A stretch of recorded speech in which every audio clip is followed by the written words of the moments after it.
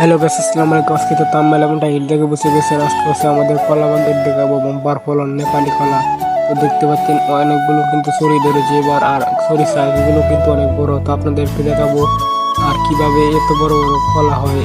আর দেখতে পাচ্ছেন এখানে কিন্তু অনেক ধরনের জাত আছে, আর এখানে দেখতে পাচ্ছেন অনেকগুলো পেঁপে গাছ। আসলে এগুলো মাঝখানে হয়ে থাকে, এখানে কিন্তু ভালো ফলনও দিয়ে থাকে, পুরোনো পুরোনো গাছ এই জন্য। আর আমাদের কৃষি চ্যানেলে সবাই সাবস্ক্রাইব করে দিবেন, লাইক করে দিবেন সবসময় এরকম ভিডিও পেতে। তো দেখতে পাচ্ছেন এখানে কিছু বেড়া গাছ আছে, আর আপনাদেরকে দেখাচ্ছি প্রতিটা গাছের গোড়ায় কিন্তু দুইটি করে বুক রাখা হয়েছে।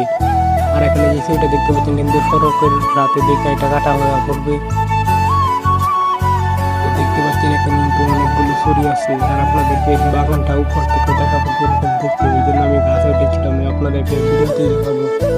তো দেখতে পাচ্ছেন এখানে কিন্তু কলা বাম্পার ফলন হয়েছে, আর অনেকগুলো খাদা আছে, একটার মধ্যে প্রায় 7 থেকে 8টা খাদা আছে। আপনার এলাকায় এইসব ফুলের দাম বর্তমানে কত করে চলছে অবশ্যই কমেন্ট করে জানাবেন, এবং এই কলার লেগুলো কত করে এটাও কমেন্ট করে জানিয়ে দিন। তো দেখতে পাচ্ছেন আমি এখন গাছের উপর উঠে পড়েছি। তো দেখতে পাচ্ছেন এখানে কিন্তু অনেক কষ্ট করে উঠেছি গরমের মাধ্যমে।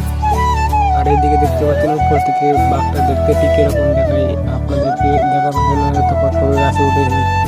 দেখতে পাচ্ছেন এখানে কিন্তু আমাদের বাগানটা কিন্তু খুবই সুন্দর দেখাচ্ছে উপর থেকে। আর এদিকে আরেকটি বাগান আছে, এটা হচ্ছে অন্যদের বাগান, এটা কিন্তু খুবই সুন্দর দেখাচ্ছে উপর থেকে। কিন্তু সবসময় এরকম কৃষি বিষয়ে ভিডিও পাওয়াতে সবাই চ্যানেলটি সাবস্ক্রাইব করে দেবেন, লাইক করে দেবেন। তো আজকের ভিডিও পর্যন্ত। ভালো থাকবেন, সুস্থ থাকবেন। ধন্যবাদ। আসসালামু আলাইকুম। সবাই চ্যানেলটি সাবস্ক্রাইব করে